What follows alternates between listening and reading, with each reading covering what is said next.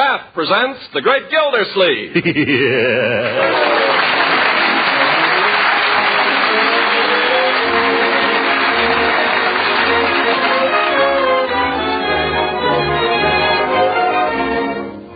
Kraft Cheese Company, who also bring you Bing Crosby every Thursday night, present each week at this time Harold Perry as The Great Gildersleeve, written by John Wheaton. We'll hear from The Great Gildersleeve in just a moment. You know, these days it's pretty difficult to get the variety of foods you used to get. That's why you should make the plentiful foods you can get as appetizing as possible. Now, one easy, economical way to make foods taste better is to use delicious Parquet margarine at the table and for cooking, too.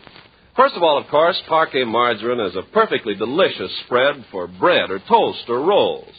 And next, Parquet margarine is a tasty seasoning for potatoes and all hot vegetables. Parquet margarine makes cookies and pastries taste better, too, because it's a real flavor shortening, not bland and tasteless as some shortenings are. And lastly, you'll find Parquet adds tempting extra flavor to pan-fried foods. Yes, you can make everyday foods taste better when you use Parquet. Remember, too, it's a nourishing energy food that contains vitamin A.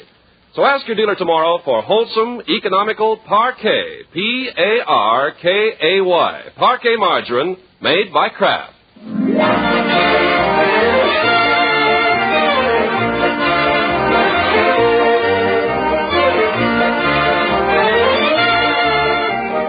Well, let's get on to the Great Gildersleeve, who's been putting in a busy Saturday morning down at the Water Department trying to clear his desk of all the odds and ends that have piled up there.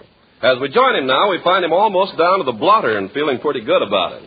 Action, yes, action. That's the keynote today, Miss Fitz. And you have accomplished a great deal this morning, Mr. Gildersleeve. Yes, sir. Never put off till tomorrow what you can do today. I try not to. Procrastination is the thief of time. There's a letter here. Time and tide wait for no man. This woman wrote in 2 weeks ago. For want of a nail, the shoe was lost, Miss Fitch. Action, that's the thing, action. Mr. Gildersleeve, are you going to answer this woman's letter? What does she want? Action. Sure. Well, let's see the letter. She says she wrote in 2 weeks ago and never got an answer. Oh, yes, I remember this. Take an answer. Very well. Dear Madam, in reply to your recent letter regarding a Neil in your bathtub, we wish to thank you for calling this to our attention.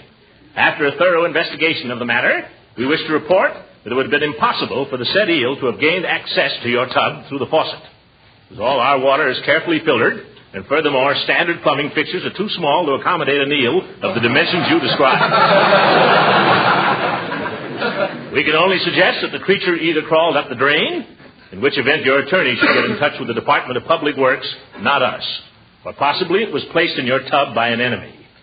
While it's out of our department, we'd suggest that a stopper kept in the tub at all times should prove an effective precaution against eels in the future. Failing which, we'd advise a closer check on your friends. Very truly yours, Throckmorton P. Gildersleeve, Water Commissioner. You got that? Yes, Mr. Gildersleeve. That ought to hold her. What's next?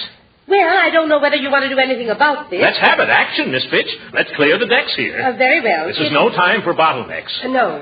You'll notice that in every photograph of Donald Nelson, there's not a single paper on Donald Nelson's desk. That's the only way to be an executive. Do it now. Strike while the iron is hot. Come. What have you got there? A 6-month reminder from your dentist. Well, suppose you put that in the deferred file. That's where it came from. You're a hard woman, Miss Fitch. All right, call up the dentist and make an appointment for Monday. Good. For Leroy. Come on, let's get on here. Time's a-wasting. Have you got the application for my B gas ration? Yes, it's right here. Oh, I must remember to get that in this afternoon. It's all filled out. All you have to do is sign it. I better check it over. Let's see here. It says, occupational use of the vehicle. If vehicle is used for driving between home and fixed place of work, in the principal occupation as stated in items 4 and 6 above, answer all questions in Part A below.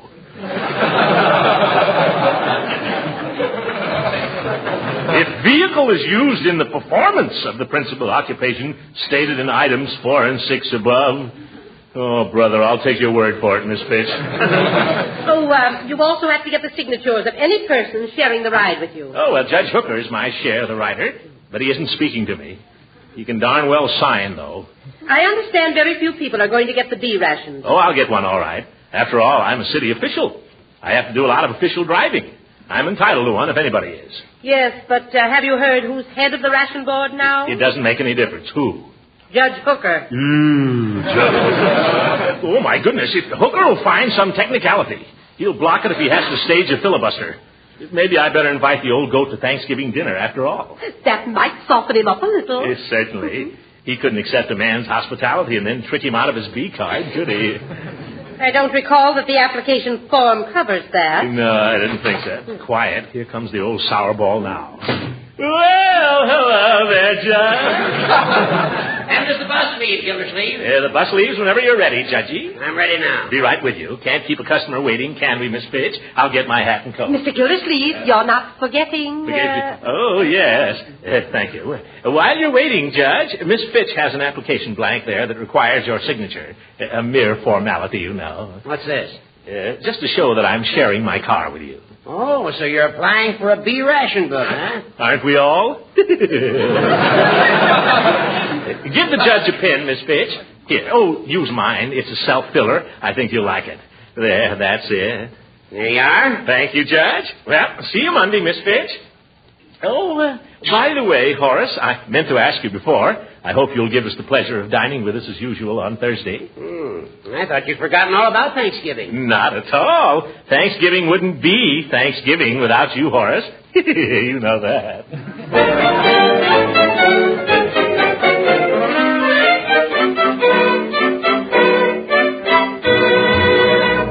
Stand still, Leroy, now while I fix this. I feel like a sissy in this fool outfit. This is the kind of clothes the Pilgrims wore, and they were no sissies. Yeah, but they didn't have to wear them in front of a whole auditorium full of people. Stand still, will you, before I jab you with this tin. Courtship of Miles Standish. Why don't you speak for yourself, John? Yeah. Oh! I told you you'd get stuck.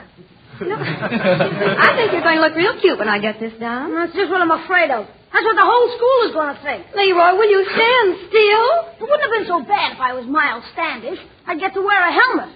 But John Alden, that panty waist. I'm lucky the teacher didn't make me play Priscilla. I don't see why you feel that way. John Alden is a hero. Remember, it's John Alden who gets the girl. Yeah, Ethel Hammerschlag, he can have her.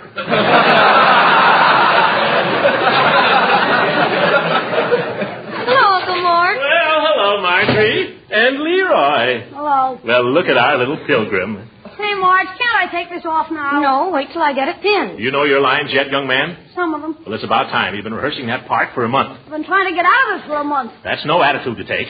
The Courtship of Miles Standish is great literature. I studied it in school myself. I remember it to this very day. This is the forest primeval, the murmuring pines and the hills. That's Evangeline, Uncle Mort. Well, that's good, too. Let's hear you recite that speech you were having trouble with last night, Leroy. No, I don't want to. Come on now. I want to see if you've learned it. Some other time, Unc. No, right now. I'd like to hear it. We both would. Wouldn't we, Marjorie? We'd love to. No, I won't do it. Not if she's going to listen. Young man, you'll recite that speech or you'll go right upstairs to your room. Okay.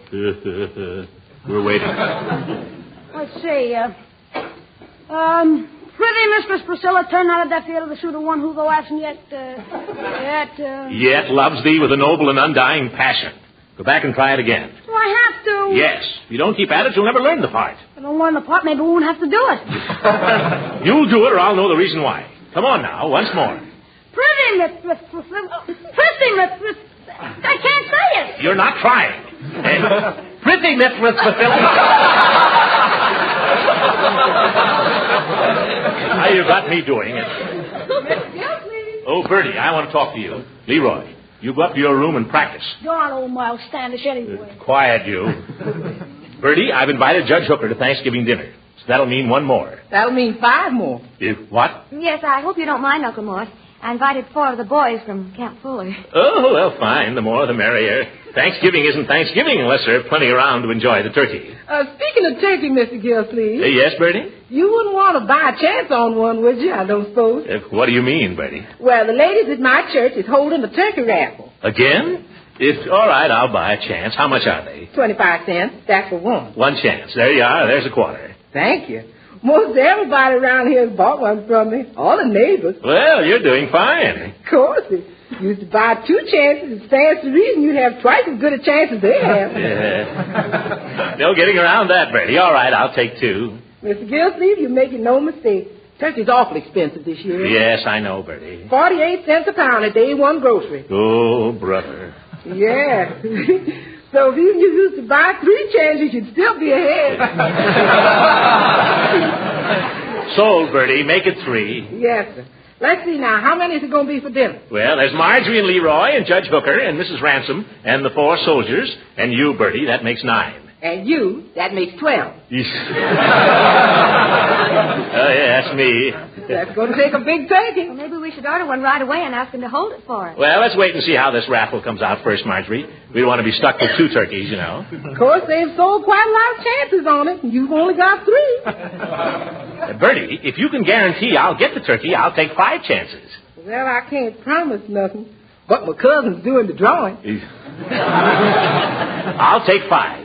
Well, that'd be $1.25. That's right. Well, here's another $1. That's quite a lot of money. Yes, it is. $1.25 will buy a lot of things. Don't I know it? You wouldn't like to take a couple more chances just to protect your investment. You get out of here, Bertie, before you ruin me. I got to get down to the Ration Board.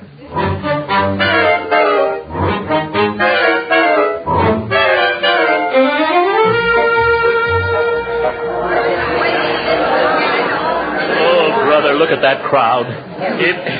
Pardon me. Could somebody tell me whether this is where you get B ration books? No, this is where you don't get them. Yeah, wise guy. Madam, would you mind? You can't shove in here. I'm not trying to shove in. End of the line. I've been waiting here since 2 o'clock, and you come trying to shove in. Yeah. Madam, I was merely trying to ask a civil question. End of the line, Bud. Just a minute. Who do you think you're pushing? Well, who do you think you're pushing? Well, who do you think you're pushing? Why, George, if you weren't wearing glasses... Well, I'll take them off. There. You look worse. Put them back on. Yeah, what's the fuss here? What's the fuss? He tried to shove in ahead of me. I did not. He did, too, and he squeezed my hand. Oh! Now, look here, my good woman. We'll have to ask for order here, my friend. Why don't you just take your place in the line? I'm trying to find out whether this is the right line. I've come for my B ration book. Oh, you've come for it, huh? Yes. I have my application right here. You and 100 million others. What? Young man, evidently you don't know who I am. I happen to be Throckmorton P. Gildersleeve, and I have to do a lot of driving. Where to? Well, out to the reservoir. The reservoir. What for? See if there's anything in it. Yeah? Listen, brother, if we gave a ration book to everybody who wants to drive out to the reservoir for a little necking in the moonlight... I don't do any necking in the moonlight. Oh, you like it in the dark. Yeah, no! And I didn't come here to be insulted by underlings. End of the line, Bud. Yes, end of the line. Oh, shut up! Oh, Judge, I want you to tell this young whippersnapper here where he gets off. Well, now, Gildy. He has the nerve to tell me I'm not entitled to a B ration book. Well, he may be right, Gildy. You're only sharing the ride with one person. You can't throw those technicalities at me, Hooker. You're the share, my rider. You signed this application yourself. I know that, Gildy. As a share of the rider, I'd be delighted to see you get your ration book. But as a ration official, I couldn't possibly pass this application. My conscience wouldn't allow it. All right, Judge. As a ration official, you needn't bother to come to Thanksgiving dinner. And as a share of the rider, from now on, you can walk. End of the line. Oh, you can have your old line.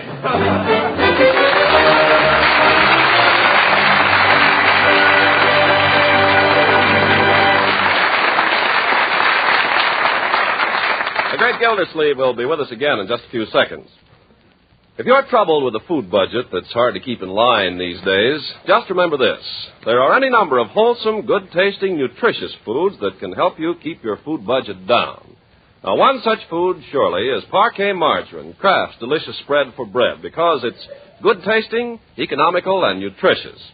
Parquet Margarine's flavor is something pretty special. Thousands know it as the margarine that tastes so deliciously good. And just as important, Parquet Margarine is an economical source of food elements that your family needs. Yes, wholesome, nourishing Parquet Margarine is one of the best energy foods you can serve. And year-round, every pound of Parquet contains 9,000 units of important vitamin A. Yes, it's wise to economize with Parquet margarine. It's delicious, nutritious, and thrifty. So buy Parquet margarine tomorrow. Just ask your food dealer for Parquet, Parkay. Parquet, the margarine that's made by Kraft.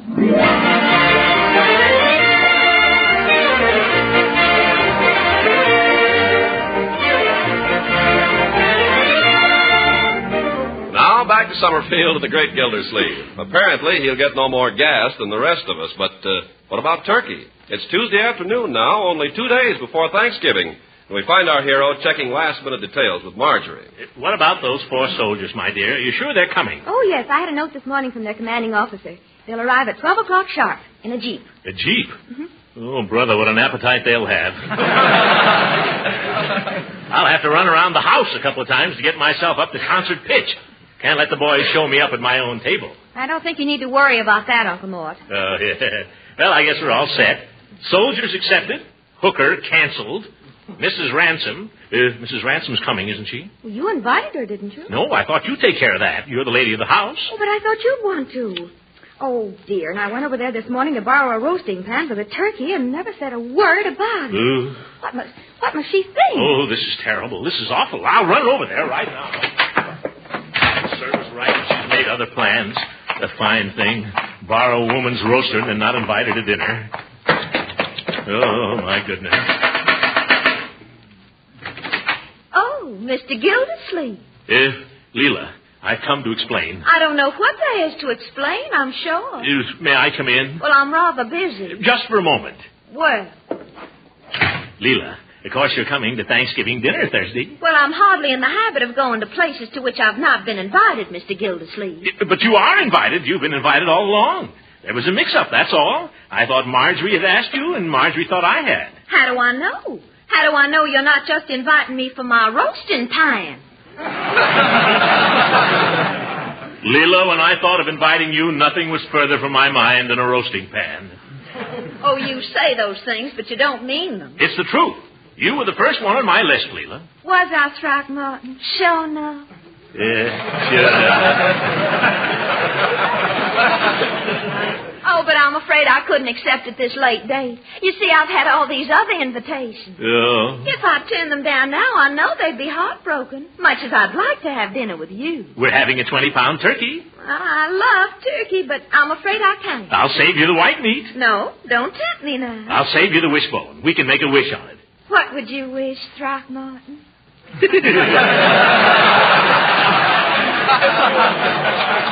I'm not supposed to tell you. Well, I don't know that I could trust you with a wishbone. And anyway, I've promised these other people. But you've got to come, Leela. Marjorie and Leroy will be terribly disappointed if you don't. And so will I. So will Bertie. And so will the Army. The Army? Yes, we're having 4 young lieutenants to dinner, too. Throckmorton, why in the world didn't you say so? You mean you'll come? Will I? You're too good to me, Leela.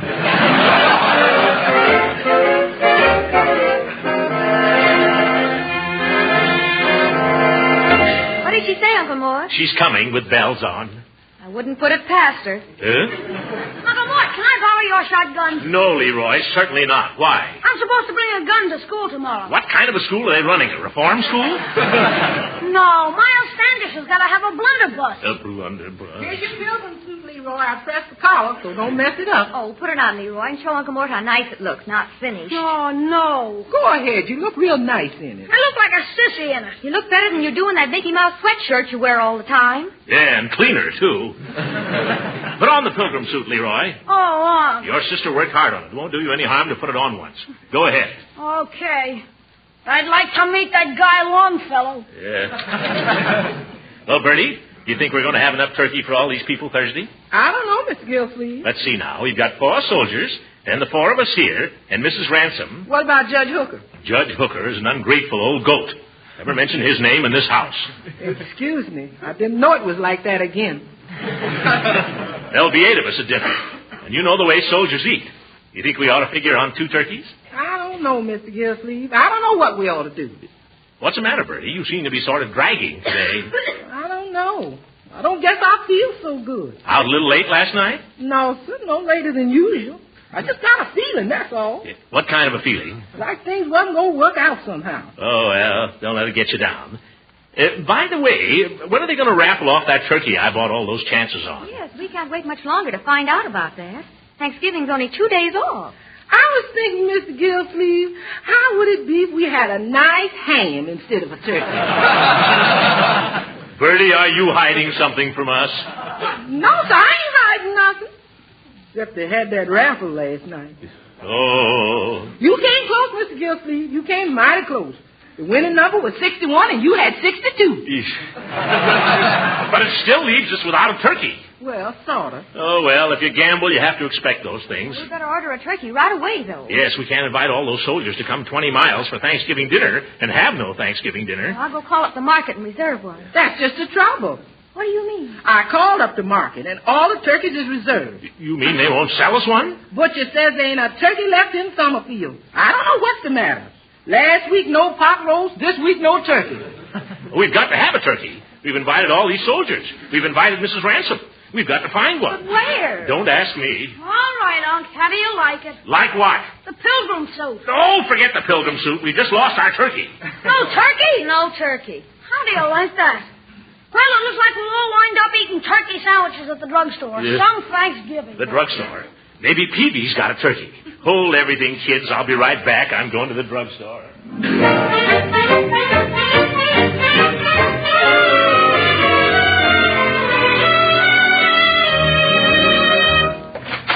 Hello, Mr. Gildersleeve. Peevy. Peevy, you've got to help me out. Well, I'm always glad to do customer service. Good. Have you got a turkey? What was that again? Have you got a turkey? A turkey? Well, now, I've had people come in here and ask for some strange things, but this is the first time I've ever had a request for a turkey. It is, but never mind that. Have you got one? No, Mr. Gildersleeve. Turkeys are one thing that I don't carry. I'm sorry. Have you tried the meat market? Of course I've tried the meat market. Why do you think I came in here? I wondered. Now, just a minute, Peevy. You serve turkey sandwiches at your soda fountain, don't you? Yes, we do serve a turkey sandwich. You can't make a turkey sandwich without a turkey, can you? Well, no, I wouldn't say that.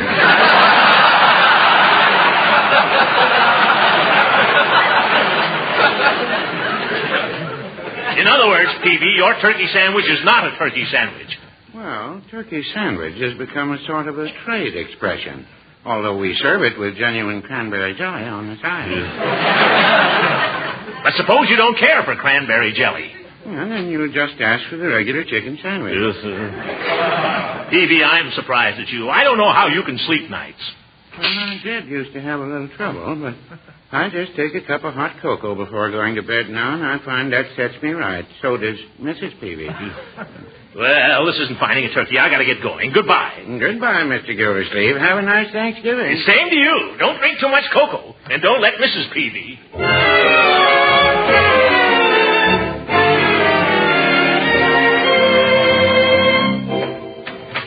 Any luck, Uncle Mort? Not a bit, my dear. I've been everywhere. It's no use. The Army's picked the place clean. There's not a single turkey left. Maybe I should warn those boys at camp. They'll do better if they stay there. Yes. Wait. There's just one chance left. What's that? If we can find out who won the turkey in Bertie's raffle, we might be able to buy it from him. Yes, Bertie! Yes, Mr. Gildersleeve? Would you mind coming in here? Yes, sir? Bertie, do you know who won that turkey in your raffle? No, sir. Do you think you could find out? Well, sir, I might be able to. Then again, I might not. What do you mean by that? Well, if I was to find out who won, you might not like it.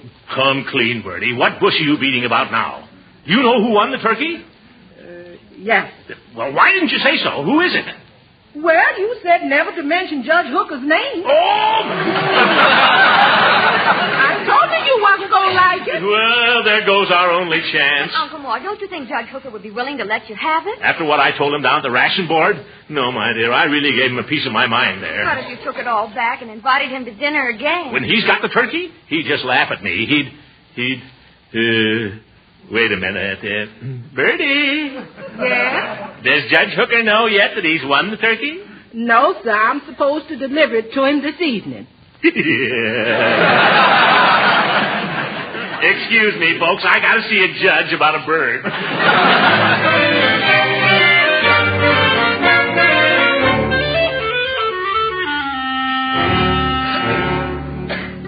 Horace, I've come to ask your forgiveness. You've come to the wrong place, Gildersleeve. That's a cruel attitude, Judge, but I don't blame you for taking it. You behave like a boor, Gildersleeve. You're right, a big boor. In front of a whole lot of people, too. Yeah. I could kick myself when I think of it. Well, you all fly off the handle sometimes. There was no excuse for it. Doing a thing like that to my old friend. Well, Gildy of... Horace, you may think me a sentimental old fool, but we've been pals for a good many years now, haven't we? Off and on. Yes, Gildy, we have. Off and on.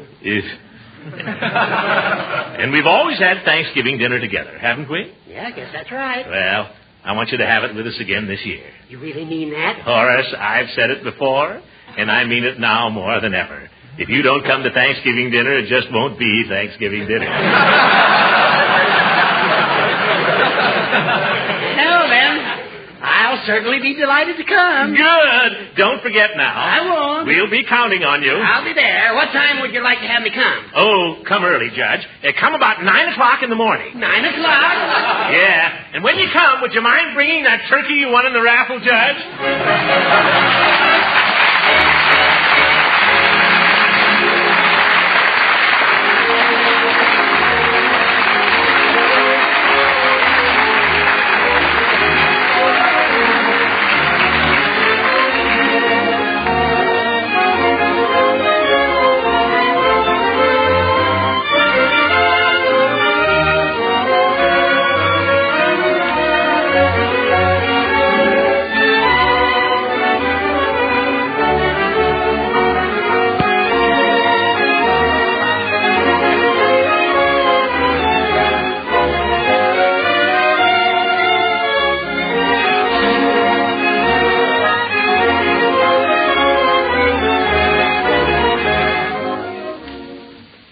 Gildy, I've got to be going.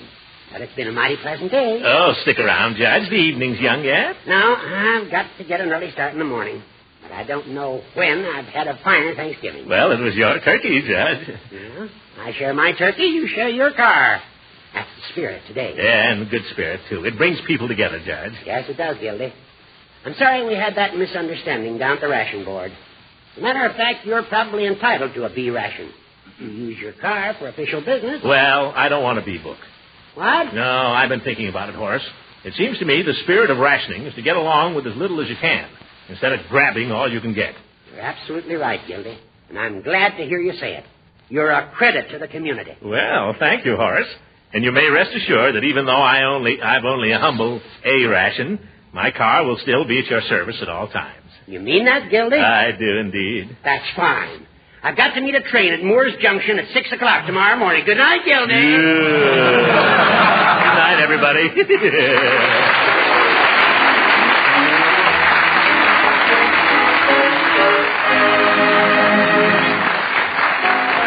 music heard on this program was composed and conducted by Billy Mills. This is Ken Carpenter speaking for the Kraft Cheese Company and inviting you to tune in again next week for the further adventures of the great Gildersleeve.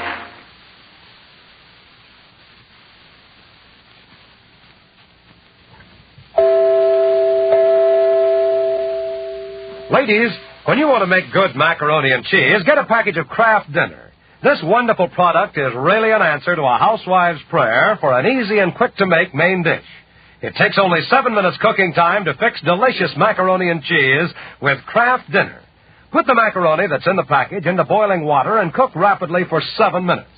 In just that short time, you have fluffy, tender macaroni all ready for the cheese goodness. So you take the package of Kraft Grated, which comes with Kraft Dinner, and sprinkle it on the macaroni, stirring the delicious cheese flavor through and through. That's all there is to it. Your macaroni and cheese is ready to be served. And once you've prepared it this way, you'll never want to go back to the old-fashioned way of baking it. Not when Kraft Dinner gives you such tempting macaroni and cheese in just 7 minutes. Why not try it tomorrow? Just ask your dealer for a package of Kraft Dinner. It's so convenient, so economical, and so good. This program reached you from Hollywood. This is the National Broadcasting Company.